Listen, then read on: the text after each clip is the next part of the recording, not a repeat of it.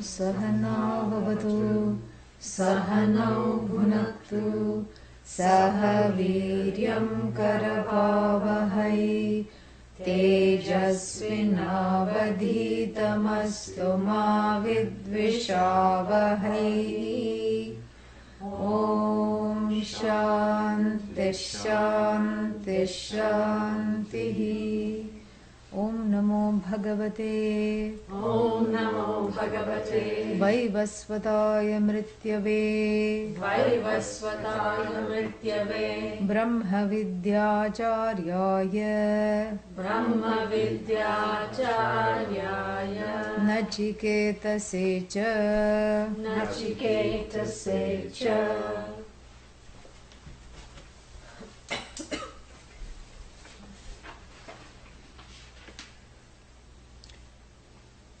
The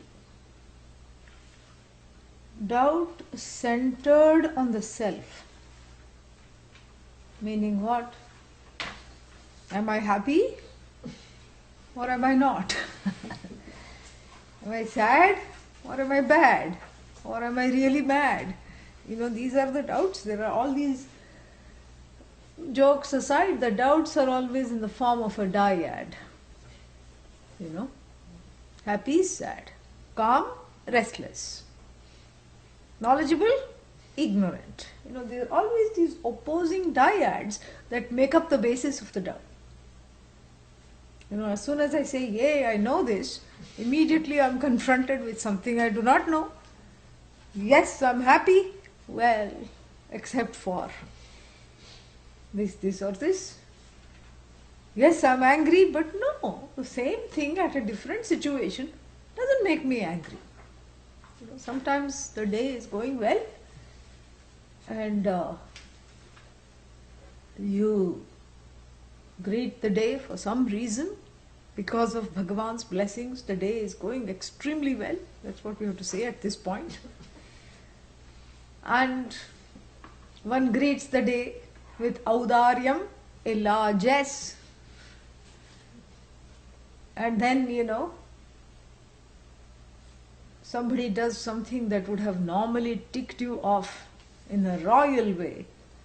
But then you say, it's okay. Yeah, you play Bhagavan. You become God in that moment because one becomes so compassionate. Where did this come from? And then you just get mad just so that the other person doesn't get ideas that you're like this all the time. You pretend to get mad to just tell them that, this time it's okay, but next time don't do this. Just so that you make sure that, they don't get used to it. But inside you're surprised. Where did this compassion get dredged out of? Normally, this fellow gets ticked off at everything. Yeah.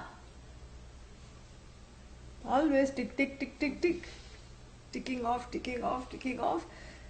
Upset, angry, intolerant, impatient, mad. And then suddenly, it's okay.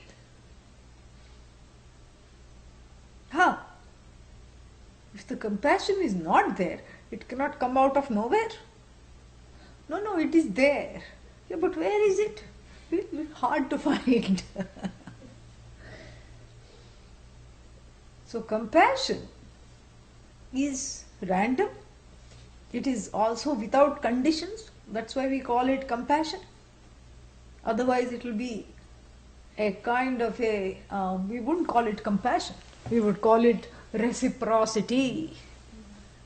I scratch your back in the hopes that you will scratch mine at a later date. This is reciprocity. So if you are compassionate towards somebody hoping that they will be nice to you, that's not compassion. Compassion has to be without condition. It is something that emerges. Without condition means it doesn't have limits. That's what. Because the space is a condition, time is a condition, So these two conditions are not there, for which is called compassion. And I am able to command it almost by grace, without even by design, without even wanting to be compassionate. I become compassionate, or I find that I can react compassionately to some rare situations at some rare moments of grace. So if compassion is unconditional, then it should be there at all times, in all places, correct? But it is not, because my own experience is that of this unconditional compassion becoming conditioned by mood, by space, by time. This compassion, which is supposedly unconditional, which I can recognize as such, is what? Is constantly under assault by factors that constrict. If I use a little bit, extend my thinking, my logic, what are the factors that constrict? Space and time. Because sometimes I'm able to be compassionate, other times I'm not able to be compassionate. In sleep, one is the embodiment of compassion. Yeah. No matter what anyone does to you, nobody even knows. Somebody lifts the hand, okay. Somebody moves you over 3 blocks, okay. One is very accommodating, which is what compassion is. It's about accommodation, not having which creates problems. And so this doubt that how come this compassion is a going and coming compassion, most of the time passion, sometimes there compassion. Yeah, it seems to come and go, that's why it's called compassion. Actually it should be called go passion. So what is this trick? What is this thing that this unconditional compassion, this is where I have to use the brains, which we talked about yesterday, the brain cells that have been given by Bhagavan. And this human birth that has been given by Bhagavan has to be used for this kind of an analysis which one is capable of. That if this unconditional compassion is constricted by time and space, then you cannot call it unconditional. Okay, let it be conditional. Are you happy with compassion being conditional? No. Why? Because I want other people to be unconditionally compassionate towards me. This is what dharma is. These are the beginnings of the stirrings of dharma. That's why dharma becomes the first thing to pursue. Nobody pursues dharma directly. Nobody is that much out of their mind. Nobody says, I want my life to revolve around dharma. Nobody is that compassionate in the beginning. Then how come dharma is the first pursuit? Because I want it to be the first, I want people to be dharmic towards me. I want dharma towards me to be other people's first priority. And the foundation of dharma is compassion, really. That truth of oneself, which is compassion, is alone the foundation for dharma. Because I am able to let go, I am able to accommodate. I am able to be accommodative even when the other person is not. This is dharma. Nobody wants dharma directly. Who wants to be accommodative? See, no one raised their hand. But who wants everybody to be accommodative towards them? Yes, see, that's what it is. This is why it's the first pursuit. Because how do I get people to follow what is correct, to follow, accommodation, to follow acts of kindness, to follow the heart, which is naturally accommodative? How do I get other people to do that? Can I enforce this? No, you can enforce speed. 65. It has to be repeatedly enforced. Because between 2 signs, one has already started to speed. That's why the signs have to keep coming. You can enforce the speed limit. You can give somebody a ticket. The cop can. But what you cannot enforce is the actual being on the road with other cars. Somebody seems to be in a hurry. They are dodging lanes and, going without a sense of either themselves or other people on the road.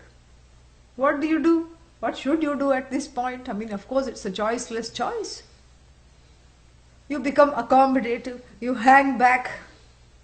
Partly it's out of self-interest, but even if you are not really under attack, you hang back, you give them space, and you also give them the benefit of doubt.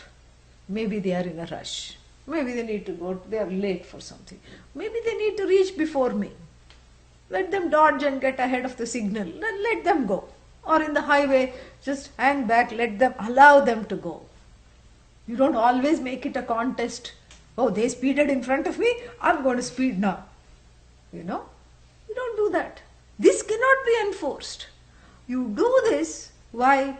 Because you want other people to do this when you are rushed and you are late for something that you really wanted to go to, or you need to go to the hospital, somebody is driving you. And what do you hope for? That other people will miraculously make the roads empty so that you can get to your destination. This is what is dharma. And this dharma is the foundation brick of compassion. And dharma is cultivated so that I can resonate with that which already is a possibility. The foundation for this dharma being compassion, the foundation comes to the fore when I act in dharmic ways, when I make dharma a priority. This is what the whole thing is. So the doubt that is centered on this I, whether I am compassionate or not, whether I am accommodative or not, and of course the one who is compassionate, which is unconditional, is not conditioned by sadness, that only when I'm sad it's not dependent on mood. When I'm sad, I'm not compassionate. When I'm bad, I'm certainly not compassionate. When I'm mad, forget it.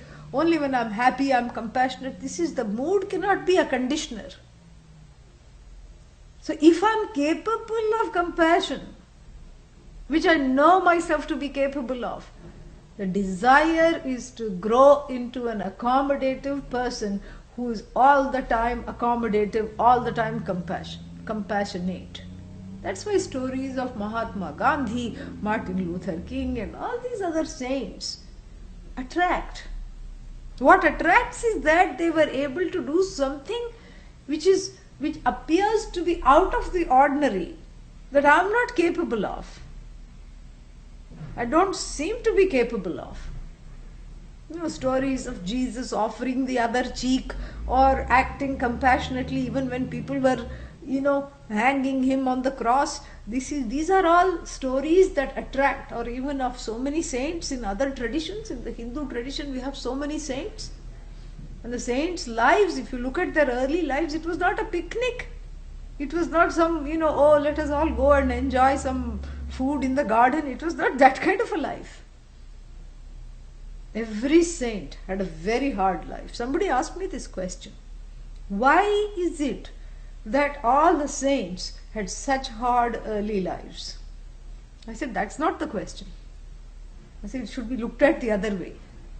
Is that some people are able to process the hurts in such a way that the hurts make them saintly. That is the best way to grow. These are the people who have made it in terms of compassion, and they attract me. Their stories attract and inspire me because secretly I want to be like them. Even though I will not admit sometimes that I want to be compassionate at all times, because I don't think it's a possibility in this competitive market of ideas and contesting, experiences and rat eat rat world, dog eat cat world.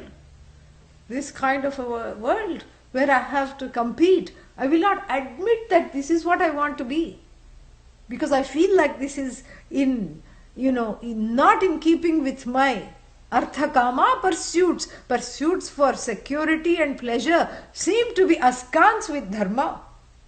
But yet, dharma, the doing the right thing at all times, in all places, cultivating that habit is the first pursuit in the Vedic tradition. So this gives a clue as to how to discover that compassion, how to get ready to discover I am that compassion that I seek. That's the only possibility. You cannot say that unconditional compassion is conditioned by time, space, and above all by my moods. It doesn't make sense. And you cannot say this unconditional compassion is somewhere hiding in some other heart, and then miraculously it migrates to my heart under the duress of some unexplained grace. It's not logical. And if that's the case, then I will not be attracted by compassion. I'll want to get rid of it because I'll be scared of it. Compassion is trying to knock on the door, and I'm closing the door and drawing the blinds so that it doesn't know I'm at home. I don't do that. I like what I find. When I'm able to be accommodative, I'm naturally happy. Even though I tell the other person, I tell the significant other, don't get ideas. Today I was compassionate and I did a few extra things for you. But don't get ideas that tomorrow I'm going to be like this. I'm going to be back to my crabby mood that you know so well. You say that for good measure, because again that fear, that insecurity is eclipsing the compassion. This you see very clearly. Insecurity comes like Rahu, and the sun of compassion hides, poor thing, behind this eclipse. What is Rahu? Shadow planet. Yeah. And then the fear comes because of the insecurity. So sadness comes. Sadness is Katho. Yeah. So it comes at the tail end of the story. Katho is all tail. Rahu is all head. So this is the head and tail of fear and sorrow. They are just shadows that eclipse. They don't have a reality. They are shadows that eclipse the self. The compassionate, giving, loving, accommodative self. Then what's the difference between me and the Mother Upanishad? Yesterday we talked about Mother Upanishad. The Mother Upanishad is compassionate, loving. Like I said, she is the only mother that mothers without othering or smothering. She's a functional mother. And she is compassionate enough to give me what I need, not always what I want. And we talked of the 3 stages of this embrace. First, the combative jiva, not wanting to discover the compassion. Then the dharmic jiva who relaxes in the embrace. And final stage is what? There is no difference between the embracer and the embraced. Why? Because that compassion is the truth of me, is the truth of the Mother Upanishad, is the truth of Bhagavan, who I seek to discover myself as, is the truth of the universe, is really all one, is the truth of that oneness. Because in compassion, in these acts of compassion, I discover that oneness. That's why it is so wonderful to be loving, to be accommodative. Because if I'm accommodative and everything is within me, then there is no separation. There is no anxiety. This is what one wants to be. This is what one wishes one was. This is what one strives to be.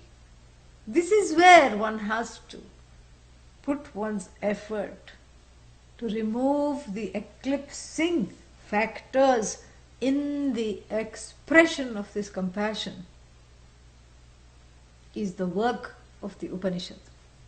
That is what the whole thing. And for this, certain background information or knowledge I need to have. to this end. First, I need to know that compassion is not manufactured, even though sometimes I fake it. I smile when I don't wish to smile. Why? Because the passerby who is meeting me on my walk is in a super good mood and insists on saying hello and introducing herself or himself and the dog which they are taking for a walk. Then I don't want to. I know, I'm just sort of throwing my mood at them. And it rains enough here without sharing my personal rain cloud. So what do? I force myself to smile. And then they will say, this is my dog. And this is its name. And the dog is also jumping all over you. As though you were, you were a Mahatma. And it can't have enough of you, despite your bad mood notwithstanding. So first you force yourself to smile, a castor oil smile. Smile of a person who has just ingested Karela or castor oil. Bitter. So it's a faked smile. And then something magical happens. Even in that fake smile, and there is an anger inside. Why this person had to come? I don't feel like smiling. Why this fellow is making me smile? And then you see the dog looks ridiculous. Yeah. It will certainly not win a beauty contest for dogs. It's all disproportionate. It looks like daddy long legs. The legs are too long and the dog is itself kind of somewhere perched high above the legs.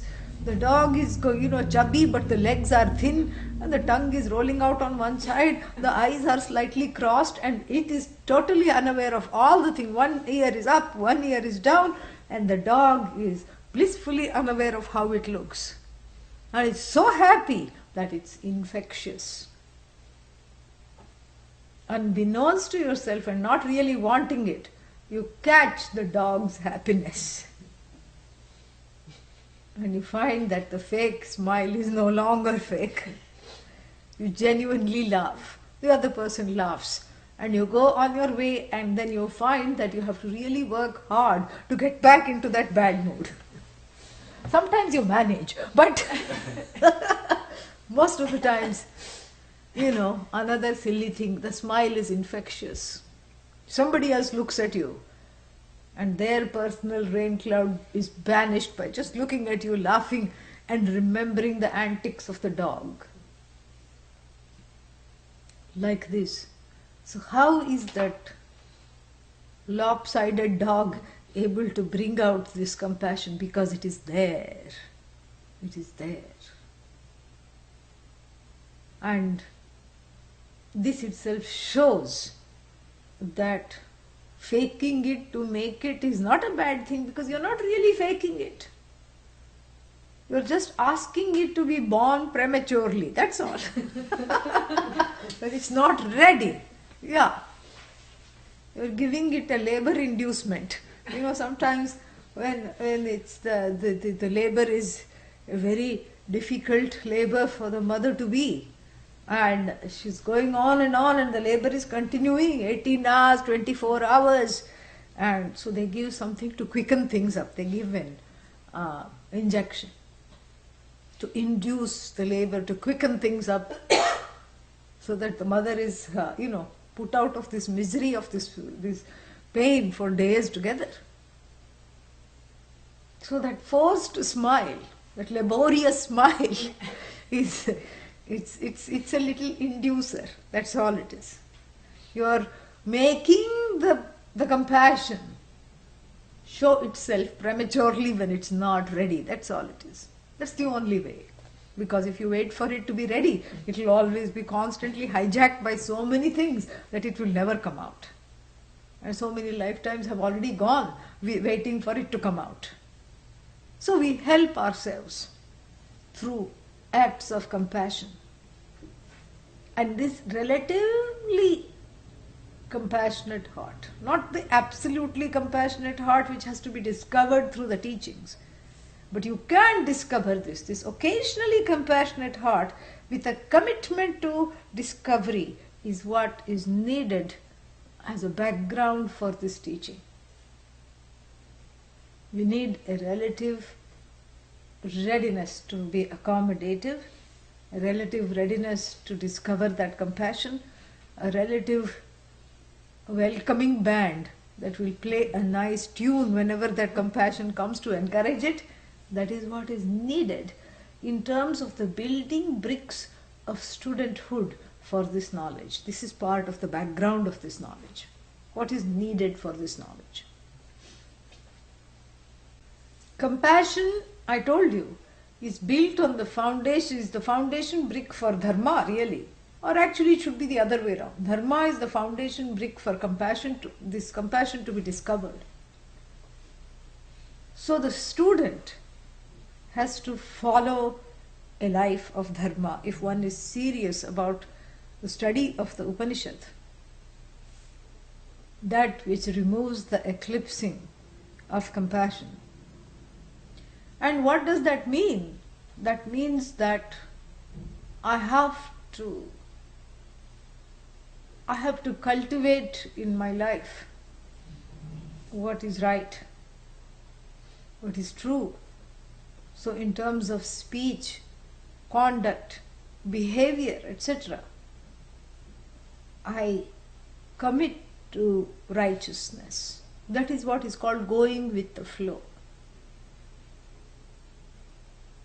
Because otherwise what happens is that a person who is not committed to dharma, coming under the embrace of the teaching which is the mother, will never relax. Why? Because the embrace is all about dispelling duality. But a person who is not dharmic already has an inner duality. Because dharma is that inner voice, it's not enforced by religion. It's not even taught by religion. Religion only reiterates. It's anuvada. Religions only reiterate what is already sensed. Sensed in the human heart. So the person who is stealing knows this is wrong. Even though they may justify it and say, I'm like Robin Hood, and or they may say that, oh, this corporation, do you know how they exploit all the workers? Do you know this? Mall-mart. Do you know how they exploit these workers? And do you know that they just don't give them benefits? So what if I steal from them? It's okay to steal from them. Is it really okay to steal from them? Why does it matter what they are doing? But even the person who is going to the mall to steal, Mall-mart, what does the person do? Locks his car. Huh? Locks his car. So Yeah, first they lock their car so that nobody else steals his car. And then what does this fellow do? He doesn't go take it and walk out. If you are so brave, do that if you really think you are doing the right thing. No. First they buy a big trench coat. Even in the summer, that itself is suspicious. The store psychologists are trained just for that. Yeah, they're not stupid. They've studied. So everybody else is in tank tops and this fellow is in a trench coat. This itself is a big giveaway. And then the person is walking through the aisles aimlessly.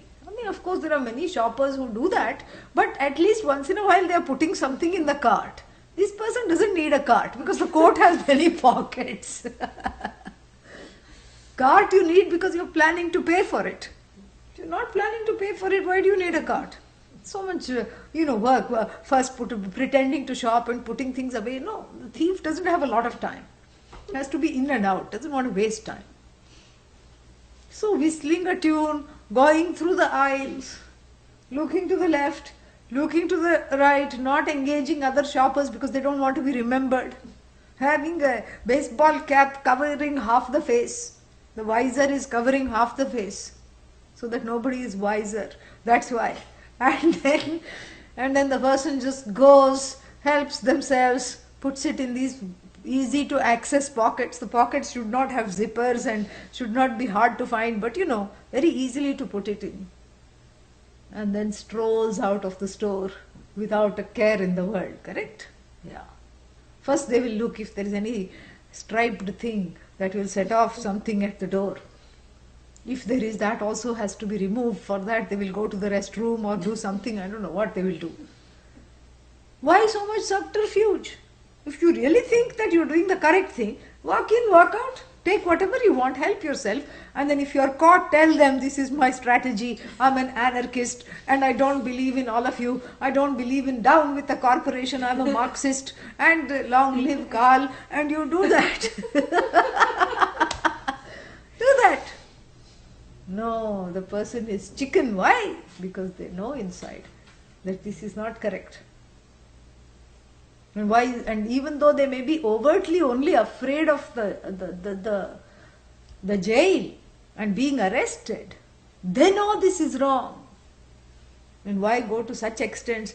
Take the person who is a habitual liar, wants to lie all the time, lies their way out of every situation. Did you do this? No. Who did this? In a 2-year-old it's cute. Yeah. Who did this? I don't know. Somebody else, the wind must have come and broken this. I didn't do this. But even the 2-year-old looks guilty. Yeah, mother has said, don't eat any more cookies. Mother goes out of the room, fellow is caught with the cookie, hand in the cookie jar. Because too small to know that if I leave the cookie, the hand will come out. It's the cookie that is holding it that is not coming out. Even then the child will go through some elaborate stories, like even baby Krishna did. They framed me. I did not eat the butter. They put butter on my mouth and hands and set me. They escaped while I was caught. In children it is cute. But the parents teach the children to outgrow this. Because otherwise there is always a conflict between the knower and the doer. There is a very important split. The knower knows I'm hiding something. I'm lying. I'm not acting in character. I'm not acting dharmically. I'm cheating. I'm defrauding. The knower knows. But the doer goes against the knower. This knower-doer split is a big block to this knowledge of the compassionate self, to this knowledge of non-duality, to this knowledge of oneness that is without a second, to this knowledge that puts an end to samsara in the form of fears and tears, which is what happens when one discovers the compassionate self.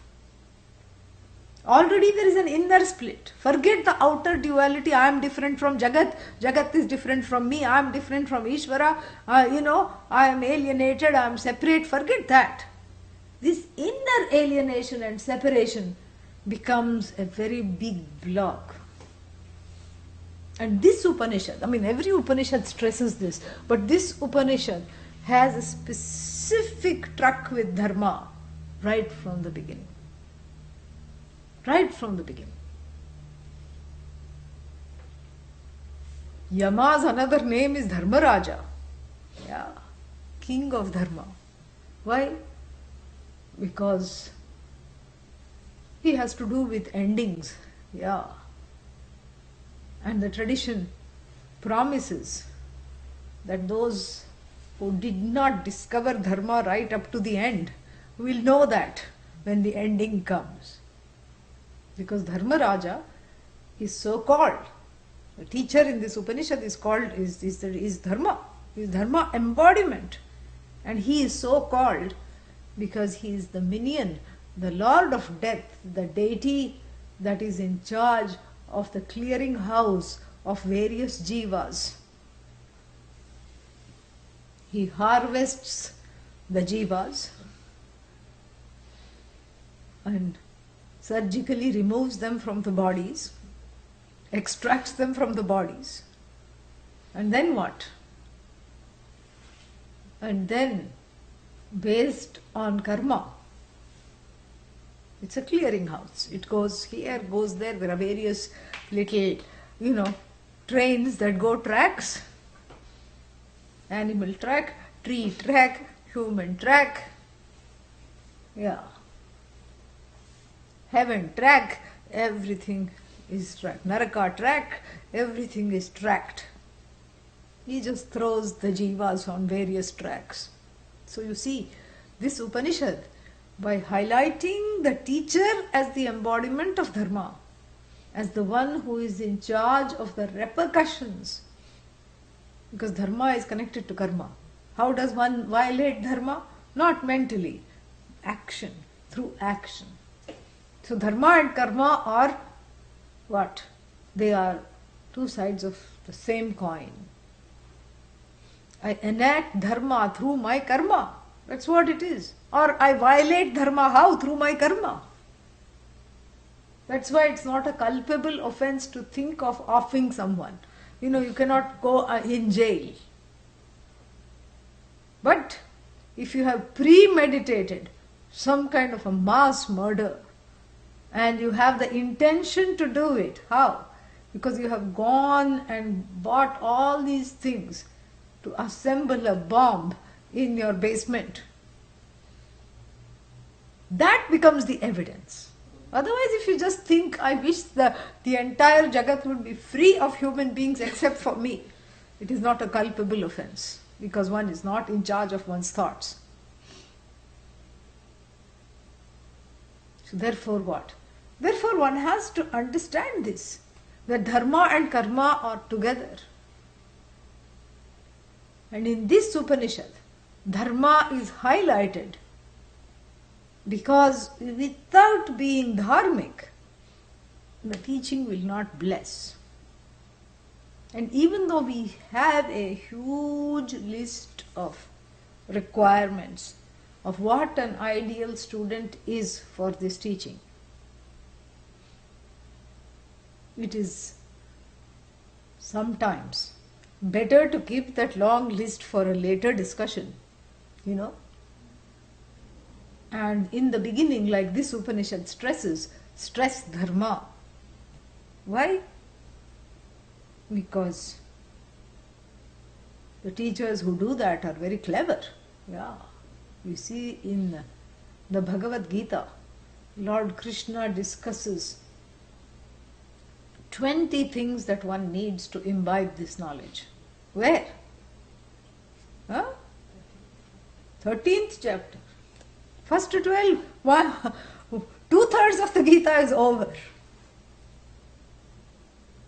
Amanitvam adambhitvam ahimsakshantirarjavam acharyopasanā stairyam shaucham stairyam atma vinigrahah indriyartheshu vairagyam anahankara evacha janma mrityujara vyadhi dukkha doshanudarshanam asaktiranabhishvangah putradaru grihadishu nityancha samachittatvam ishtanishtopapatishu मयि चानन्य योगेन भक्तिरव्यभिचारिणी विविक्तदेशसेवित्वम् अरतिर्जनसंसदि अध्यात्मज्ञाननित्यत्वम् तत्त्वज्ञानार्थदर्शनम् 20 qualities, attributes that the person must help themselves to have.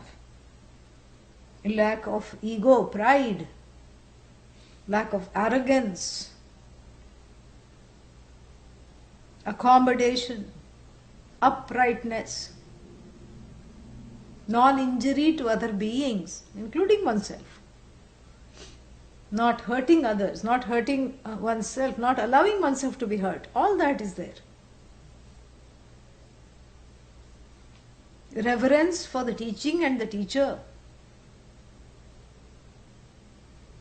and a certain discipline centered on the self.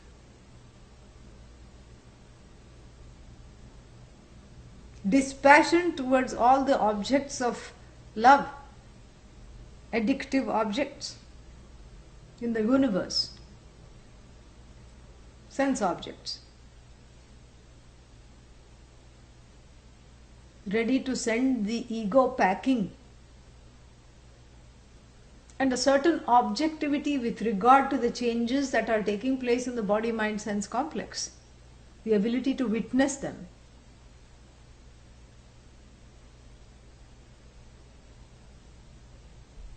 Growing out of desires.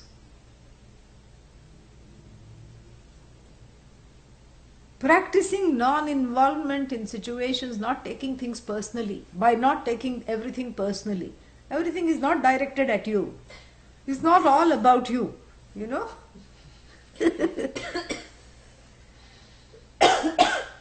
At least it's not all about the complaining you, the finite you. So,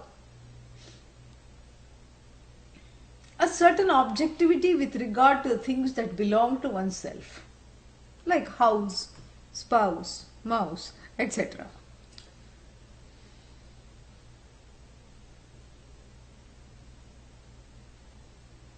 An equanimity at all times with regard to what comes. I'm able to take it in stride. When something comes that I like, okay, theek hai. When something comes that I don't like, all right. I don't have a big tantrum.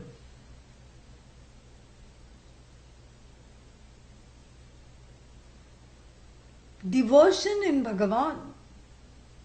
Unparalleled, unsurpassed devotion. Reverence. To discover the truth of myself as the controller of the universe. From the standpoint of the jiva, I have to first discover myself as the devotee. The devotee surrenders to the object of the altar of devotion, and the altar of devotion alters the attitude of the devotee. This is what it is. It's the only way, really, because we live in a manifest universe of differences.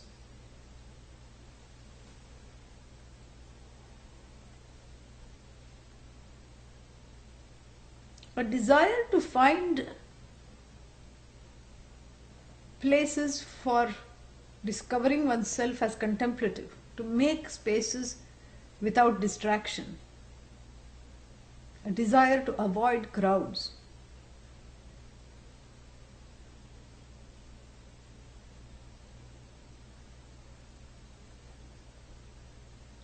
A single-minded focus for discovering this truth as the truth of myself, and a perseverance to not, get going when the going gets tough. To be able to stay with it. This is what that staying power makes the difference between the discovery of oneself as the whole and the discovery of oneself as sometimes whole. That's all it is. Yeah. Because all too soon there are so many things that come in the way. Like I told you one time, I shared this. I asked, why were you not in class? What, I didn't feel like it. This is not about your feeling. I told that person, this is about your healing, not about feeling.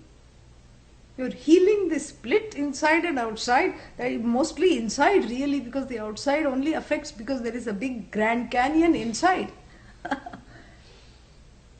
And one class is like a small band-aid. How can you band-aid the Grand Canyon? It feels good. Okay. The next class doesn't feel good because it says things as it is.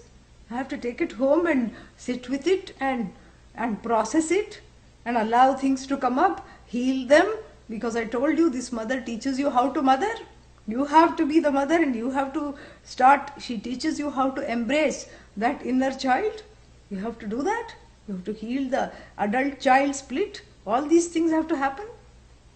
It can't always look pretty, especially if we are talking about bridging the Grand Canyon. Not bridging, bringing it together. Yeah, tectonic plates inside the unconscious have to shift. And they spew forth hala hala, which is the original poison that came out when we have a beautiful allegories when the asuras and the devas Asuras means not very nice individuals, and the Devas means very dharmic beings, celestial beings and beings who, uncelestial beings. They got together because it was a concerted effort. They wanted the secret nectar of immortality, which they were told is at the bottom of the ocean. So you have to churn the ocean, kind of like how they are doing to find that missing plane, Yeah, you have to churn the ocean. They had to find a churning rod to churn the ocean. They plucked off a mountain. And then, we had to find the churning, rope.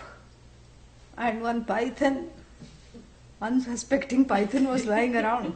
A divine python. They picked it up and, very poisonous fellow. And they wrapped him around the mountain. And the uncelestial ones, they wanted to be at the helm of everything. They want the head. I want to be at the head. Okay, you can have the head of the snake. Oh, thank you. But the head of the snake is not very nice because it hisses, it bites. Especially if it's wrapped 2 times around the mountain. It's not going to be compassionate, okay? Yeah. And the tail was also lashing out, but once in a while,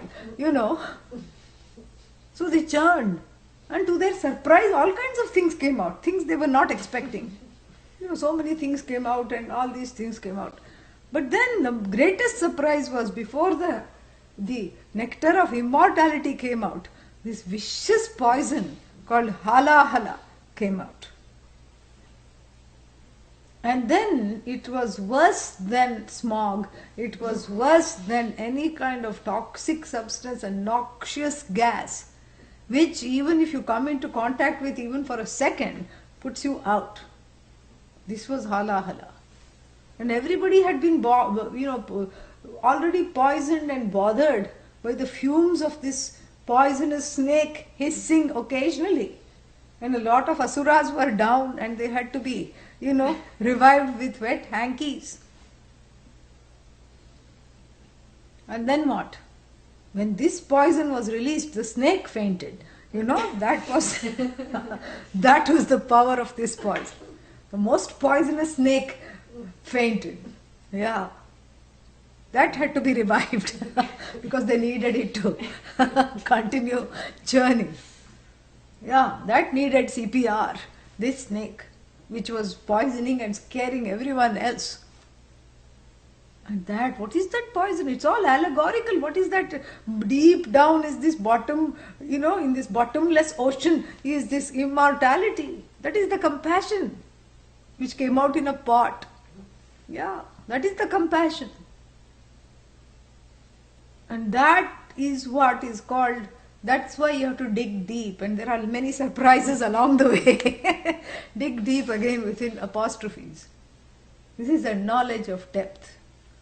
Underneath the cracks, underneath the schisms and the internal, disappointments, everything that has fallen through the cracks will have to come out.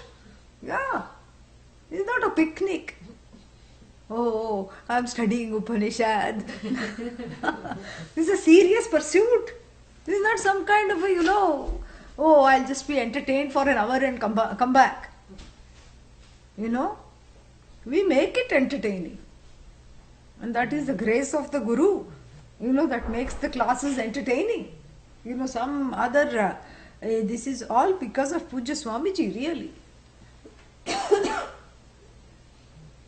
And you go to some other classes, I have gone. I've studied Upanishads in Sanskrit.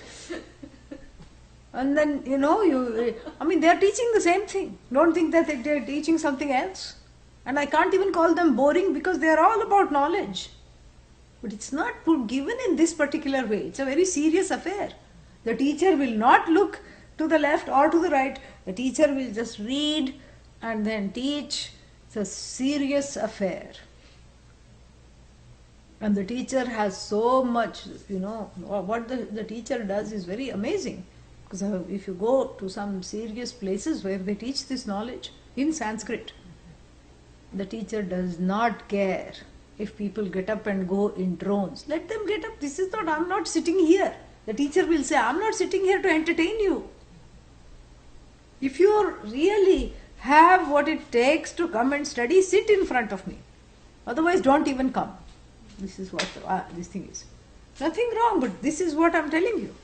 Yeah. So this is a serious pursuit wherein the interrogative person wondering where this compassion is lost when I'm not able to find it is the one who brings this jignasa, the desire to learn, to class, because this compassion is not manufactured through karma, even though it is manifest through karma. I cannot reach this compassion through action. Therefore, it is a cognitive pursuit. The one who has learnt it alone is welcome in those classes. The teacher says very clearly, if you are looking for jokes, and purposely sometimes the teachers will not make jokes, this is a way of weeding out, those who do not belong, let them go, because the teacher is not looking for followers. The teacher of Vedanta is not looking for followers. This is not a gimmickry, That the classes are fun is because of the grace of the teacher from whom I learnt. That is why it is so.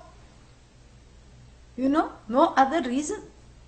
And so therefore, this healing of this schism before this whole immortality, the knowledge that I am unassailed by fears, tears, sorrow, terror, and terror of endings, that forever which I want to be forever happy, I want to be forever compassionate, forever accommodating, that forever that I want is of course in this deep well called ahankara or antahkarana, the inner instrument. And first what happens? The poison spews forth. Hala hala. That is what the poison, is there for, represents. And without Lord Shiva, that hala hala cannot be processed. That's why it's easy for him, as the story goes, he just says, I'll drink this. Because everybody runs away. And half of the people are dead on the spot. So what are you going to do? They don't survive this. And so he says, I'll drink it. So saying, he drinks it. And by his own magical power, Parvati, it stops him from becoming blue all over, because the poison is a numbing poison, very potent. So that's why he's only the throat is blue. The poison gets neutralized. First it gets confined, it's confined and neutralized, which gives us a clue as to how to deal with this unconscious. First you confine it, you objectify it, you confine it, you localize it, and then you surrender to Bhagavan, you surrender it to Bhagavan. Let Bhagavan take care of it. It's neutralized. So by these two methods, we also learn how to deal with the unconscious. But when the unconscious comes out, I ask for the grace to remain in the class, to remain interested, to remain with the teachings. And the unconscious is a serious matter. Don't think it will always come in the form of tears or it will always look a certain way. It can come in the form of back pain, because that's a legitimate excuse to not sit in class. It can come in the form of fever, samsara fever. Yeah. It can come in so many ways. You have to be kind to yourself. That is where the compassion starts. You have to be kind to yourself and relentless to your patterns. This is what one has to do to be, accommodate the being. Do not be accommodative to all the ragadveshas and the patterns of behavior. So even though there are so many qualifications to process this unconscious, to be classified as a student, and all those which we listed, we can go into each of them in detail. That will itself take away several sessions. Or we can see what is hinging on all those qualifications. It is dharma. if you reduce all those qualifications to their, basic form, it is dharma. And this ability to have what it takes to follow a righteous life, to reduce rebelliousness, especially where it's not needed. Choose your battles. This general anarchistic rebelliousness, even though it may look good, is just a big headache. It's a big headache. It's a liability. Reduce that. And that's why one needs worship. That's why one needs a place where I can come to terms with my rebellion. Because this rebellion is actually directed at the original caregivers, mother or father, or sometimes both. Authority figures in my life who did not fail to disappoint. Yeah. Who were very obliging and accommodative when it came to disappointment. Yeah, they accommodated completely. Fallen promises, broken hopes, unfulfilled dreams. This is what the stuff of the unconscious. This is what childhood is made up of. A series of broken dreams, unfulfilled promises, unavailable caregivers, inconsistent caregivers. I love you, but be careful, This is what is the raw material of the unconscious, of every unconscious. Maybe the recipe varies slightly, yeah. Because the recipe has gone through various titrations based on the jiva's lot, on karma, on prarabdha. But really, this is what is the makeup of all, Like you can make so many things. You can, with dal and rice, you can mix it together and call it khichdi. And then you can make it slightly fancy and add some, masala in it and some vegetables. And sometimes you add a different kind of dal and a different kind of rice, still it is khichdi, correct? Or then you can go through the lengths of soaking the dal and the rice and then grinding it out of existence, letting it ferment and then making a crepe out of it. It's still the same thing. Yeah.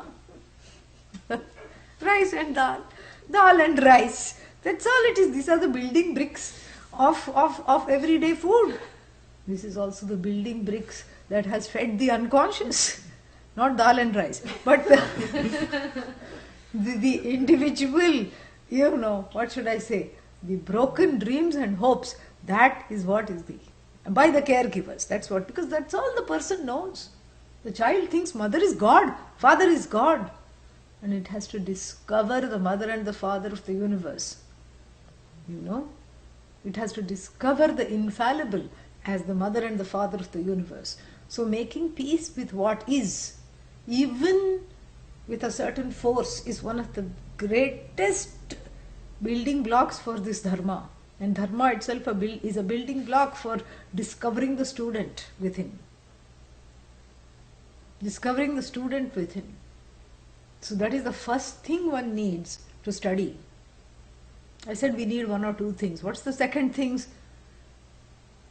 The second thing is to see the connection between the end that I am seeking and the means deployed. Here, what is the end? What is moksha? Freedom from fears and insecurities. Freedom from fears and insecurities. Okay. So is that to be gained or is it already gained? It is already. It is already gained. So this is what I have to see, is that if we are talking of moksha, moksha is discovering the compassionate self. That's what compassionate self is moksha. Just like we have various definitions of samsara, or rather the same samsara is defined from various standpoints. Here moksha is also defined from various standpoints, because otherwise it becomes a it becomes routinized in the mind, which is what we are trying to avoid. Again, the marvels of studying with a teacher like Pujya Swamiji. This is one of the blessings. So what is the thing? What is moksha? The compassionate self. Because we are now building this now. We started with mother and compassion, the embrace of compassion which helps me to discover myself as a compassionate being. So moksha is equal to compassionate self. Moksha is equal to discovery of that I as the all compassionate, all accommodative self. Correct? So compassion cannot be manufactured, even though I'm feeling I'm manufacturing it. It's just faking it in order to make it. That's all it is. Compassion already is there. I told you it's unconditional. It is there because the capacity for it is already there.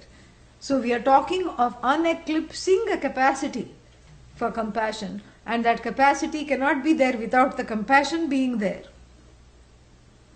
So therefore, if that is the end, what are the means? I should go to Kashi. Kashi is a holy place in India. Varanasi, I should sit. Correct? People go to Kashi to get moksha. Did you not know that? Yeah. There is a belief in the Hindu tradition that if you die in Kashi, then you will gain moksha. They don't understand moksha. They think moksha means, heaven at best. I don't know what else they think, but at least I think most of them think it's heaven. Some place where you will not be reborn. That they know that, but they translate that to heaven. But heaven is not a place where you will not be reborn. If you go to heaven, definitely you will come back. Yeah, for sure. So therefore, a lot of elderly people, especially single people, meaning the partner has died away, spouse is no longer there, single elderly men and women, they go to Kashi because they want to die there. Of course, Lord Yama has the last laugh. He says, wait. And this one person I knew went and stayed in Kashi for 22 years. Yeah. And then the grandchildren called, great-grandchild is going to be born. Please, Amma, come bless us, and we'll do this wonderful ceremony where you hold the great-grandchild and you're bathed in gold, because it's 4 generations. Yeah, they do that. They honor the whole lineage of people. Great-grandmother, grandmother, grandchild, great-grandchild. Great-grandchild is held in the lap and they have this ceremonial bath with gold coins, So come, of course she cannot resist. And she goes, and then what? 3 days later gone, but not in Kashi. After waiting for 22 years. So how do you get moksha? Not by going to Kashi, because you cannot sort of say that I'm going to die in Kashi. Lord Yama has the last laugh. Sometimes he takes the person on the way to Kashi. Sometimes he takes the person as soon as you have crossed the, sign that says goodbye, you are leaving Kashi. Okay, real goodbye. Then the final goodbye comes then. So, therefore what? Kashi is not moksha. Yeah, even though people think that. So where do I have to go to get moksha? Where do I have to go? Nowhere. Because why? I am that which I seek. This is the second thing. This is the second block. I mean it, pun intended. This is the second block for either coming or not coming to this knowledge. Yes. If it is seen as a building block, you will come to the knowledge. If it is seen as the other kind of block, you will go away from this teaching. You have to see, you have to engage with what is at hand here. And what is at hand is that I am trying to discover what I already am. It is not a thing to be manufactured. In other words, it is not away from me. It's not away from me. It is myself alone. I have to see that. And this myself is eclipsed. Certain parts of me, or actually the whole, which I say is me, which I want to discover is eclipsed by certain parts that seem to come and go. That whole is discovered despite the parts. That's what it is. In spite of the parts. The parts do not eclipse the whole, cannot eclipse the whole, because the whole is impartite. What can the parts do to the whole? Nothing. This is what has to be understood. So therefore, this discovery is a process more of letting go rather than collecting. You're not collecting the knowledge by coming here. You're letting go of the blocks, the locks, and all kinds of resistances that come in the way of the compassion itself. So this is more of an uncovering, a constant unlayering, not like an onion. Because when you peel the onion, what do you find? Nothing. This is not like that. This is to discover that very thing because of which all things are worth being called things. Vastu, as yourself. So therefore, I have to see this, I have to engage with this in the way that it is intended. Sadhana sadhya sambandha. The connection between the ends and the means. What is the end? Me. Oh. The end. No. If the end is me, what are the means? Are the means outside of me? No. And therefore, if the end is me, can I manufacture this me? No. Which me are we talking about? Are we talking about a me that I see when I stand in front of the mirror? Or are we talking about a me that I discover on the couch of the psychologist? Physical me, mental me? Am I talking about the me that is in relation to, that is evoked in relation to certain contact with certain other objects?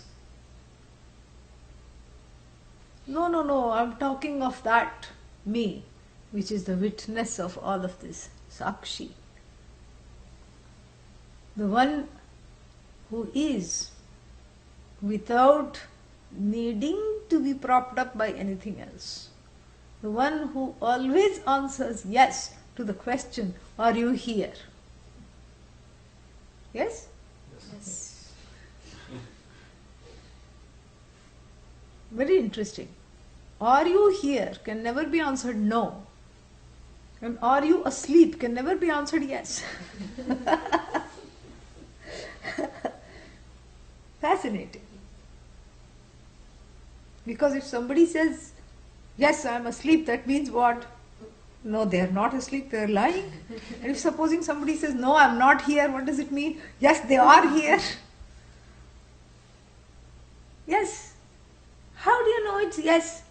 Why not say no? Because I cannot say no when the answer is yes. I am here. Now are you here? Yes. What about now?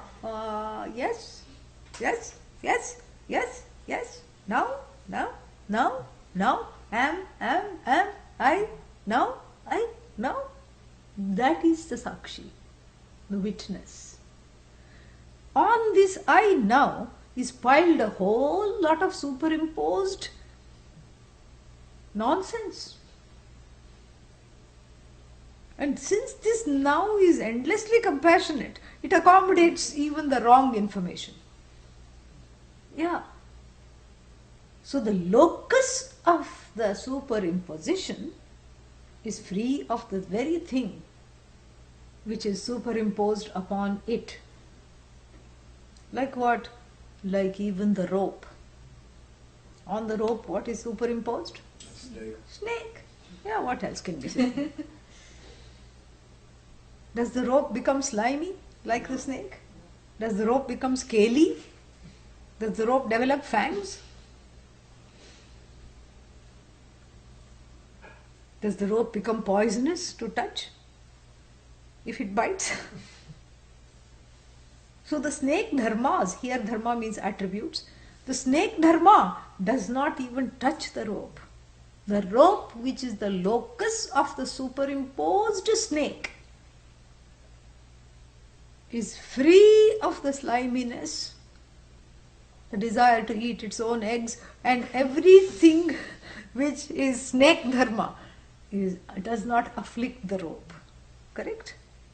So the rope we call the locus, adhishthana, and then the snake, that which is superimposed, that superimposition in Sanskrit is called adhyasa. So there can be no adhyasa without adhishthana. I saw a snake. Where? That is the first question, correct? If somebody says, I saw a snake, you don't say, oh, how nice. You say, where? You don't say, oh, how wonderful. May that long continue. May you keep on seeing snakes. Nobody says that. What is the first question? Where? Anything scary if you saw. Where? Where? Because the locus is important. Because first is the person who's hearing wants to make sure that I'm not standing right next to it. Where? It's all in self-interest. I saw a gold coin. Oh, where? Do tell. Where? There is a sale. Half off of everything. Where? Not in the air. In a shop. The gold coin is actually a chocolate covered in gold. That's that kind of coin. We gave out those last time. So, like that, which you give out to children. You can buy bags of it for $1 at the shop. Oh, disappointment. Eek, snake. Ah, thank God. Rope, a relief. So this is the basis for this knowledge. Is that it is that I that is never ending, always the same. I now free am from samsara. You can keep saying that, and it is really true.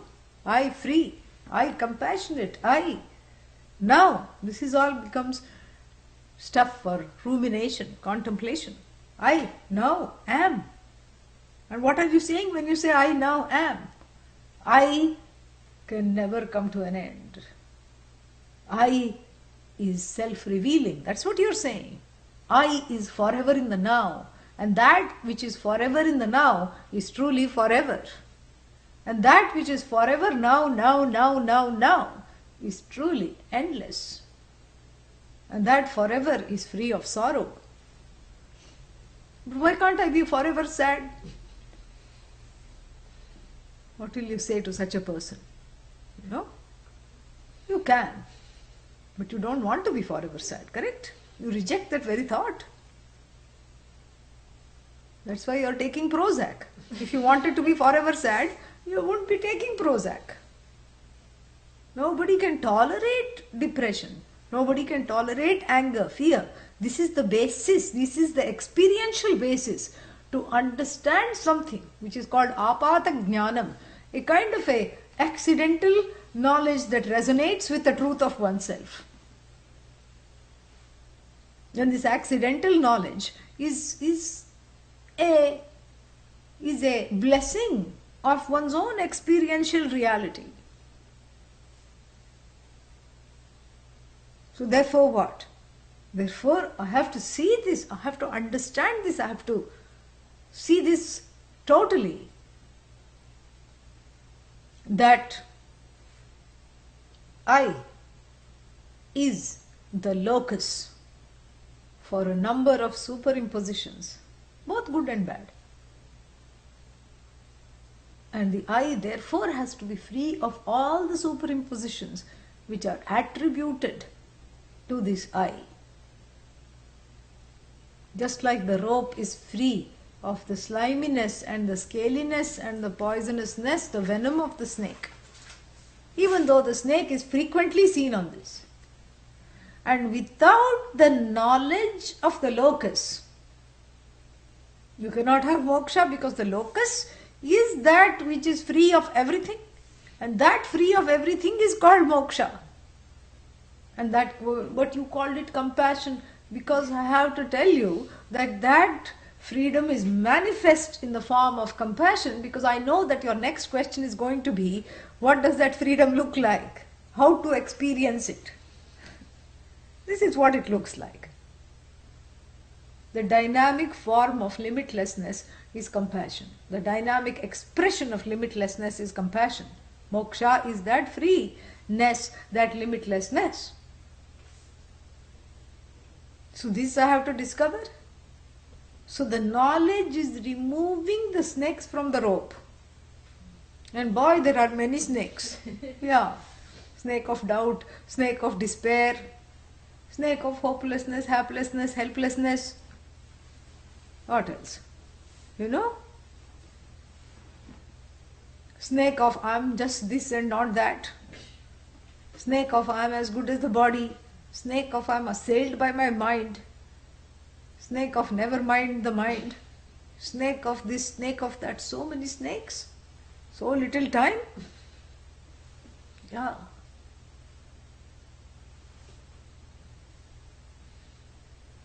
You know, there is a tribe of people in India. They are traditionally snake catchers. They alone can catch it live. And they do some things with it. Like sometimes they keep it in a confined place and wait till it sloughs off and then sell the skin. You know, and sometimes they raise snakes. They have a snake farm. And then sometimes what they do is they milk the venom out of the glands and sell it for research, because they're doing a lot of research on antidote for snake venom. Irula is the name of the tribe. So they have a little hook and they have a very interesting art of cajoling the snake either into a basket or more frequently into a gunny bag, you know, a hemp sack, into a gunny bag. And they do it so quickly that it's all, you just have to, you wish you could play the whole video in slow motion.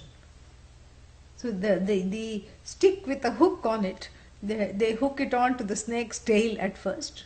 And naturally, if someone catches hold of your tail, you look behind. So does the snake. It looks behind and tries to wrap itself on the stick, which is what they want. And then they put it in the gunny bag. And the shock, they take the whole stick and put it in the gunny bag. And the shock of finding itself in a difficult situation, then it thinks that the stick is its friend. It wraps itself around the stick. And then it lets go of the stick and tries to strike the stick, at which point they remove the stick and tie the mouth of the gunny bag with a string or a small twine, thick twine. And then they just drag it, they lift it somehow. And then you see the snake dancing inside the gunny bag, safe. It cannot bite through because it's very, tough. Sometimes they double bag it, and it's porous enough so it can breathe. It's not in any danger. And they carry it out. Yes. So if it's a real snake, we can deploy some of the members of the Irula tribe and say, please bring your stick with a hook and a gunny bag to put all these notions, in the bag. Yeah. So the Upanishad is a very superior snake charmer. She charms the snakes that are not there. Yeah. That takes a lot of finesse. Why? Because this person is convinced there is a snake. And convinced that I have been bitten by this snake. Where is the bite? And they examine the body, no bite.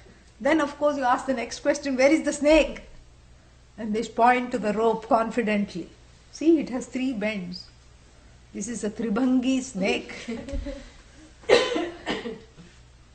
And look, this is what has bitten me. And the person is in panic, anxiety, fear, despair. And at that point, if you say this is not a snake, it's not going to help them.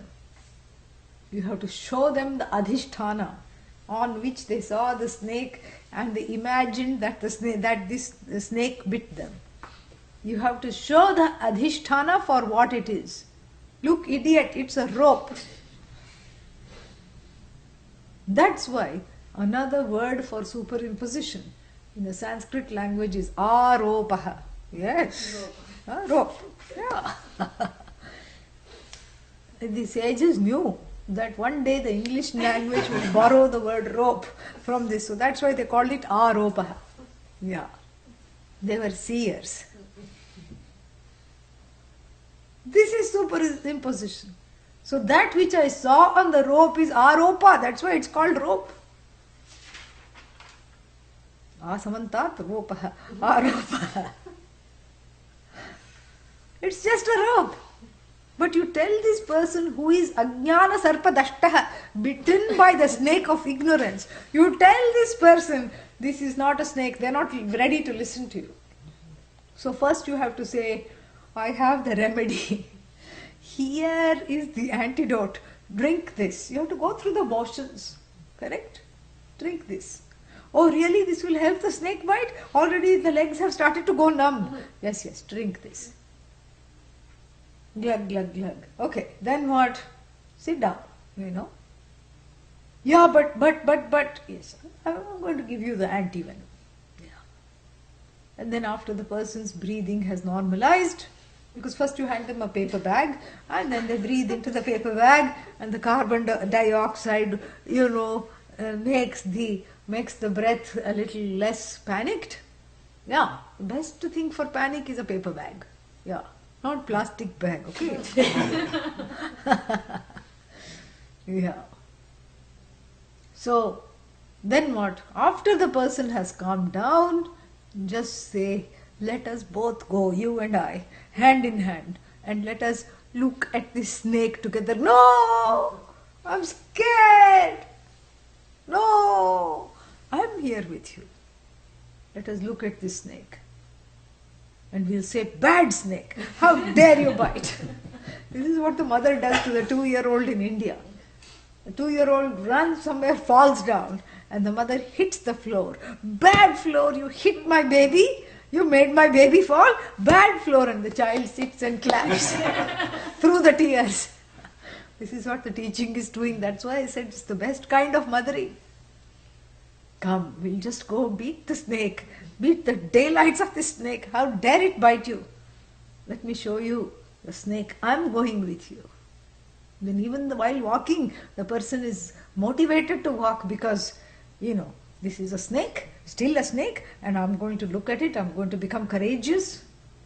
Still the ahankara, the I notion is being engaged as a victim of this snake bite. And then you put a poultice, you put a tourniquet, and then take the person. And then what? And then slowly after they have regained their composure, you know what? Is this really a snake? Look. Oh, you're right. It has lightened in color since it appears to have lightened in color since I last set eyes on it. Yeah, see? No, but I'm still not going close. I'm not touching it. What if it bites again? Well, I'll touch it. You just... No, I don't want it to bite you. No, it doesn't matter. I'll touch it with a stick and let's see if it moves. No, that just means it's dead. It doesn't matter. Let's see if it moves. It didn't move. And then what? Then you touch it, you pick it up. Whoa! Just look. Look from far. Actually, it's got some kind of a akara of the rope, not the snake. And then that is when here the person who is opening or uncovering the aropa of the rope has to show and say, this is not snake. What is this? Rope. Oh, really? Can I touch it? Yes. Oh, it's just a rope. Yes, it's just a rope. Oh, look at that. Now the person being in touch with the locus is not affected by the non-existent superimposition. After touching the rope, If all has gone well with the teaching, this teaching, the person doesn't have to wash the hands with antiseptic. Correct? Yeah. Or doesn't feel slimy. Because the person is in touch with the adhisthana, the locus, the aropa does not bother anymore. The adhyasa, the superimposition, has been falsified. Now the very important question is, where did the snake go? Where did it go? It went off in the bushes? Huh? It's never there. Ah, it retreated from where it had come, which is one's own misimagination, misidentification. It crawled back to that same place from where it had been projected. Where had it been projected from? In the mind. From the mind, the powerful projection came. And it just got dissolved in that mind itself. Not a little fang of it you will get to see. Not a little, it is not even left a slither mark anywhere. It has gone without a trace, it has disappeared. Why? Because it was a creation of my memory and my desire. Yeah. It was a creation, it was crafted with fears and tears. And fears and tears both not belonging to the locus were falsified. And the snake that is made of the fears and tears, like the emperor's clothes, was gone. This is what the knowledge is.